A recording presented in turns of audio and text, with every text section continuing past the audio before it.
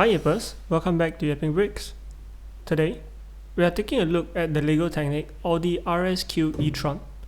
And there are two big things that I'm curious about going into this build.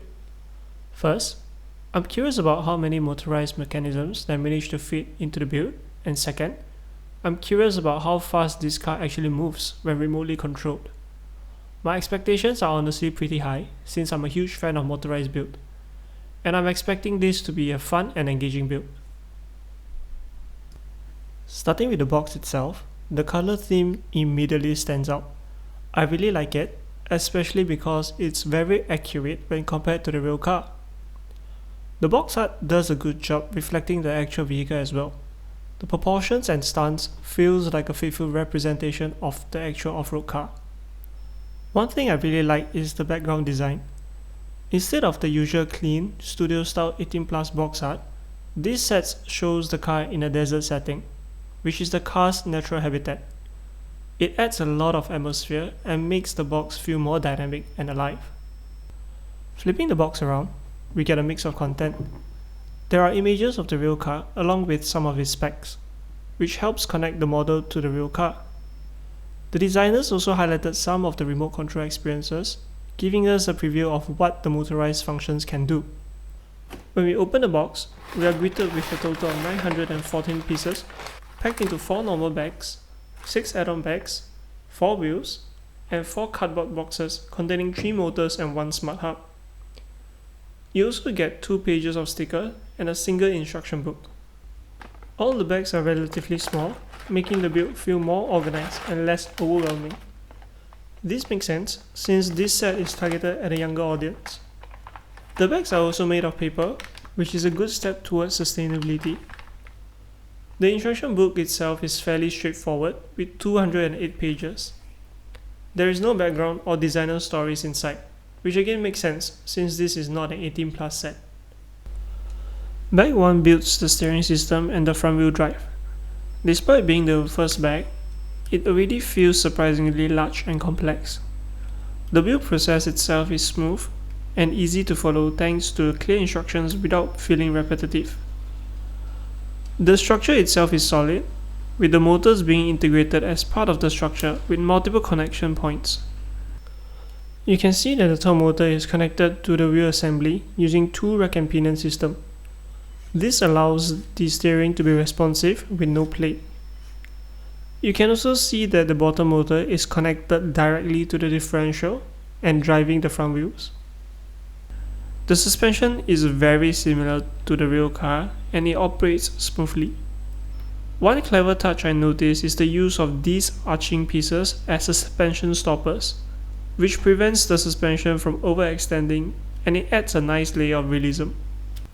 Bag 2 builds the rear wheel drive. Again, this bag feels fairly complex, but the instructions are clear and the build stays smooth without being repetitive. You can see that the motor is connected to the differential using these gears, and the differential is driving the wheels through the shafts, similar to the front wheels.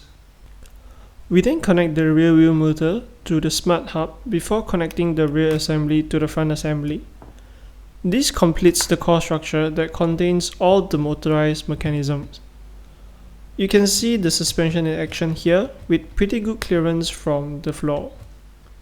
You can also see all the motorized mechanisms in action here.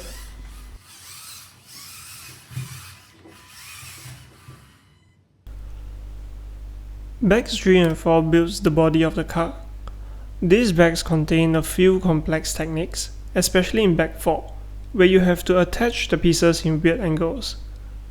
It is quite hard to see which slots the pins are supposed to go from the instruction book. You can also see that the designers use quite a few stickers to replicate the design of the actual car. And with that, we are done with the build.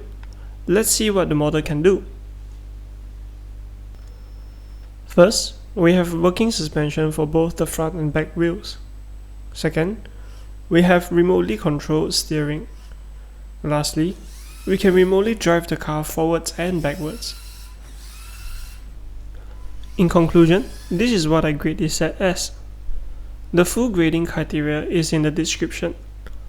All in all, I am satisfied with this set because it delivers exactly what it sets out to do, which is to provide a fun, motorized, plate-focused build rather than a highly detailed model for younger teens.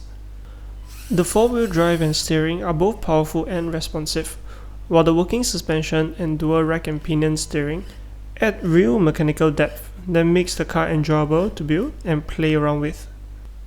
Visually, the model is only moderately accurate, with some obvious gaps and simplified bodywork, but the proportions and color scheme matches the real car well enough to look right at a glance.